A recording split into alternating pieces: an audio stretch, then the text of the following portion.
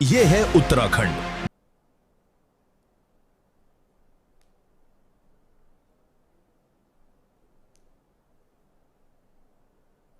उत्तर प्रदेश में भयंकर ठंड का असर देखने को मिल रहा है।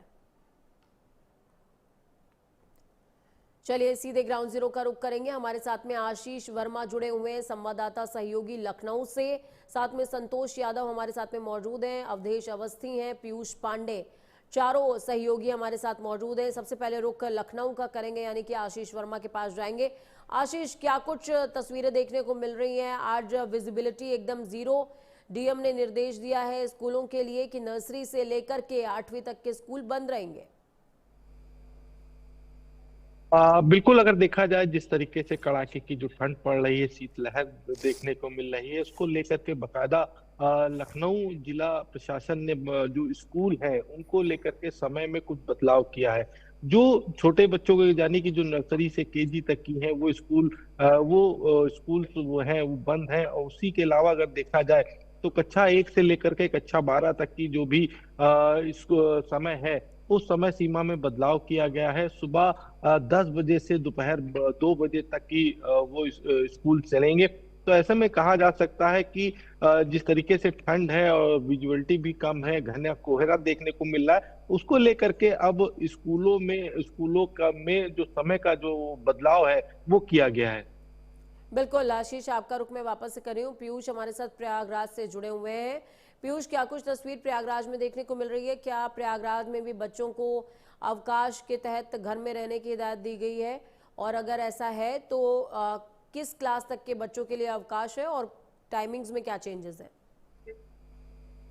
ये देखिए, प्रयागराज में भी शीतलहर का कहर देखने को मिल रहा है। जिस तरह से बिल्कुल भी धूप नहीं निकल रही है, सुबह से लेकर शाम तक लगातार कोहरा रहता है, बना रहता है, शीतलहर बहती रहती है। इसको देखते हुए जिला प्रशासन ने निर्णय लिया है कि जितने भी स्कूल हैं, चाहे वो कक्षा 1 के हों, चाहे कक्षा 12 के, 1 से 12 तक के जो स्कूल हैं, वो 10 बजे से 3 बजे तक संचालित किए जाएंगे। क्योंकि 10 बजे के आसपास थोड़ा राहत मिल जाती है एक बार को शीतलहर से, और 3 बजे के बाद और शीतलहर ज्यादा बहने लगती है। तो इसको देखते हुए 10 से 3 बजे तक का समय निर्धारित किया गया है स्कूलों के लिए, सभी के लिए। अभी स्कूल खुले हुए हैं यहाँ पर, हालांकि अवकाश नहीं घोषित किया गया है, लेकिन 10 से 3 का समय जरूर निर्धारित किया गया है, जिससे जरूर बच्चों को कुछ आराम मिल रहा है, कुछ राहत है। जहां सुबह 7 बजे 8 बजे का स्कूल हुआ करता था, शीतलहर की चपेट में आने का खतरा रहता था। इसको देखते हुए जो प्रशासन का यह निर्णय है, इसको लेकर बच्चों में थोड़ी राहत जरूर है। जी ठीक है, संतोष हमारे साथ में जुड़े हुए हैं। संतोष, शीतलहर में देखिए बच्चों के लिए जहां पर थोड़ी सी राहत देने की कोशिश की गई है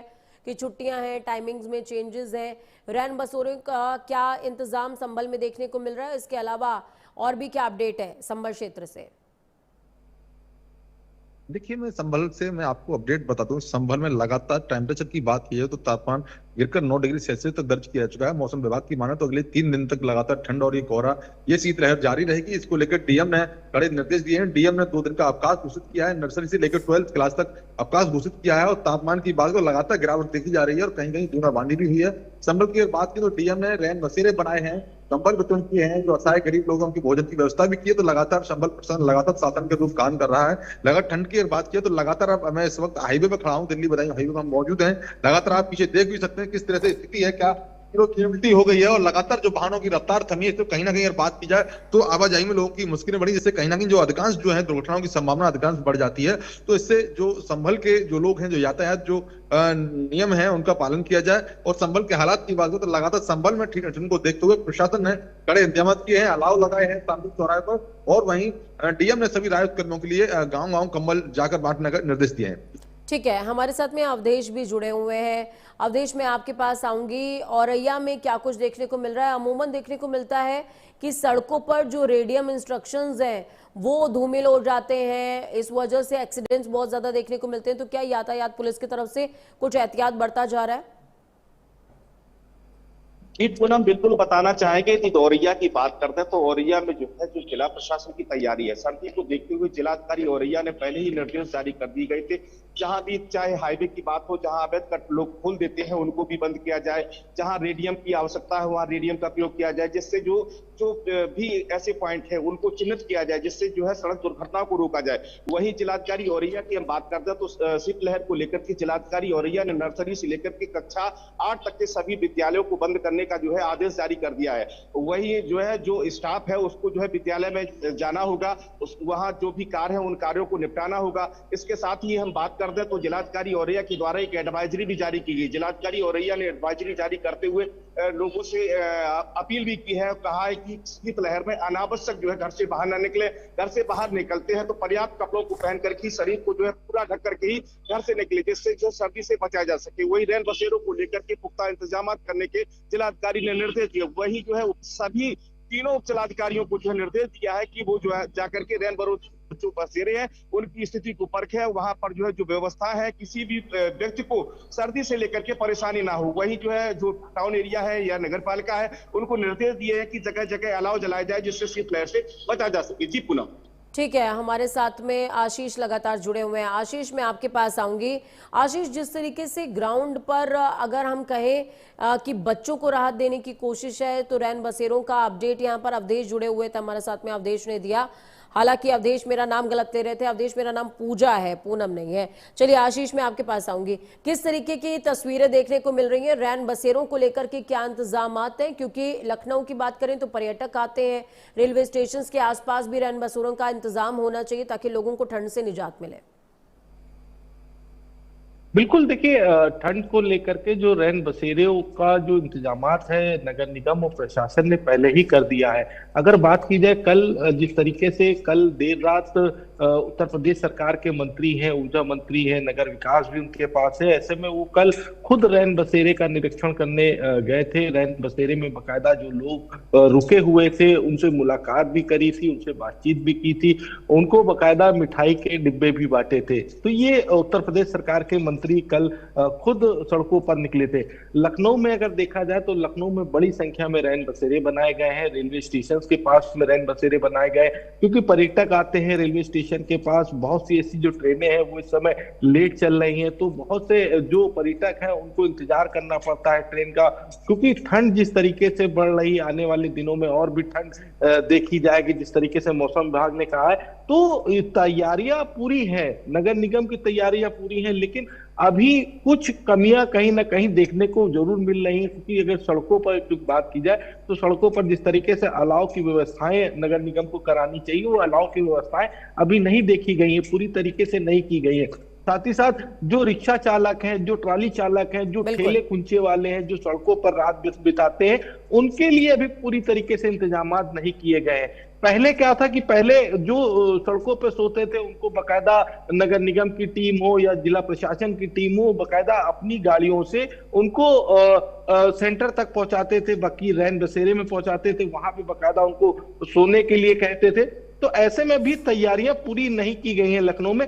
कुछ जगहों पर तैयारियां देखी गई, जैसे रेलवे स्टेशन है, बस स्टैंड है, या जो रैन बसेरे स्थायी रूप से बनाए गए हैं वहां पर ये तैयारियां पूरी कर ली गई।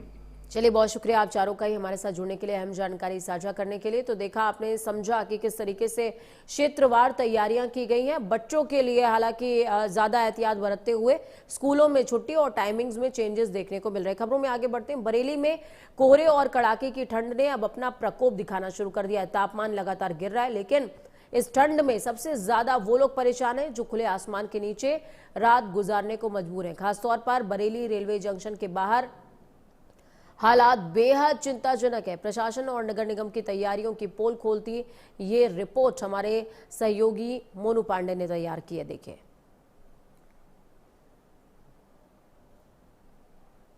बरेली रेलवे जंक्शन के बाहर आग जलाकर सर्द रातें बिता रहे हैं, आग जलाकर ताप रहे हैं और ठंड से बचने के लिए प्रयास कर रहे हैं। हमारे साथ कुछ लोग हैं। क्या नाम है तुम्हारा?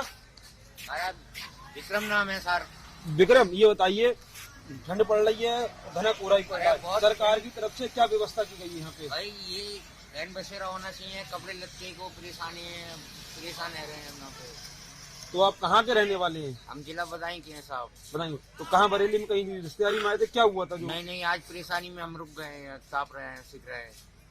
हमारे साथ कुछ और लोग, इनसे बात करने की कोशिश करते हैं। भैया क्या नाम है आपका? धर्मवीर, आप भी बताइए, यात्री हैं या यहीं के निवासी हैं? यहाँ पे मैं पेपर देने आया था रेलवे का ही, तो प्रॉब्लम तो बहुत है। यहाँ पे रैन बसेरा होना चाहिए, आग का व्यवस्था होना चाहिए। यहाँ पे लोग खुद ही जला रहे हैं, खुद ही ताप रहे हैं, व्यवस्था तो होना चाहिए। बहुत प्रॉब्लम है यहाँ पे। हमारे साथ एक और भाई, इनसे बात करते हैं। क्या नाम भाई आपका? शिवम भाई, बरेली रेलवे जंक्शन के बाहर आप खड़े हैं, ठंड पड़ रही है, भीषण ठंड पड़ रही है, क्या इंतजाम हैं प्रशासन और शासन के? यहाँ तो कोई भी इंतजाम देखने के लिए नहीं मिल रहा है। यहाँ सब गरीब लोग यहाँ रोड में, ट्रैक में किनारे पड़े हुए हैं। यहाँ पे कोई रैन बसेरा वगैरह वैसे तो दिखा नहीं। प्रशासन लाख दावे करता है कि कहते हैं रैन बसेरे की व्यवस्था कराई गई है, अलाव की व्यवस्था कराई गई है। जमीनी हकीकत पे आपने क्या देखा अभी तक बरेली रेलवे जंक्शन के बाहर? नहीं, मैंने तो ऐसा यहाँ आसपास कोई भी रैन बसेरा नहीं देखा। यहाँ पे रुकने की कोई व्यवस्था है नहीं। ये थे हमारे साथ कुछ यात्री जिनका साफ तौर पर कहना है कि बरेली रेलवे जंक्शन के बाहर ना ही रैन बसेरा है, ना ही अलाव की व्यवस्था कराई गई है। हालांकि प्रशासन की नजर इन लोगों के ऊपर कब तक जाती है, ये देखने वाली बात होगी। बरेली से प्राइम न्यूज के लिए मोनू पांडे। उत्तर भारत में एक तरफ जहां भीषण ठंड पड़ रही है, तो वहीं दूसरी तरफ कोहरे के चलते ट्रेनें काफी ज्यादा लेट है, जिसके चलते ट्रेन से सफर करने वाले यात्रियों को दिक्कतों का सामना करना पड़ रहा है। बात करें कानपुर रेलवे स्टेशन की, तो यहां पर आने वाले यात्रियों को किसी तरह की कोई भी सुविधा मुहैया नहीं कराई जा रही है, जिसके चलते ठंड में यात्रियों को काफी दिक्कतों का सामना करना पड़ रहा है। तो वहीं दूसरी तरफ ट्रेन में सफर करने वाले यात्रियों का कहना है कि रेलवे विभाग की तरफ से कोई व्यवस्था नहीं है, जिसके चलते लोग जमीन पर सोने को मजबूर हैं। और ठंड के बाद कानपुर रेलवे स्टेशन में बने हालातों का जायजा लिया कानपुर से सहयोगी अंकित शुक्ला ने। देखिए, दिसंबर का महीना और ठंड ने अपना प्रकोप दिखाना चालू कर दिया। इस समय खड़े हैं कानपुर सेंट्रल स्टेशन पर। आप देख सकते हैं कि किस तरीके से जो ट्रेनें हैं उनका जो समय है वो समय से कई घंटे लेट आ रही हैं, और यहाँ पर जो यात्री हैं वो काफ़ी ज़्यादा परेशान हैं।